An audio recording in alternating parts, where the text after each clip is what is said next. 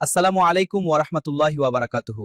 সম্মানিত উলামায়ে কেরাম, প্রিয় মুসল্লি ভাই ও বোনেরা, আজকের বিষয় ভোট কাকে দিবেন দেওয়ার আগে কথাগুলো শুনবেন। সে কি সৎ? কথা ও কাজে মিল আছে? আগে কোনো দুর্নীতি, জুলুম বা খারাপ কাজের অভিযোগ আছে কিনা খোঁজ নিন। ভোটের আগে কথা বলা সহজ। আগে রাস্তা, স্কুল, মসজিদ, হাসপাতাল এসবের জন্য কি করেছে সেটাই আসল। আমানতদার ও জবাবদিহি।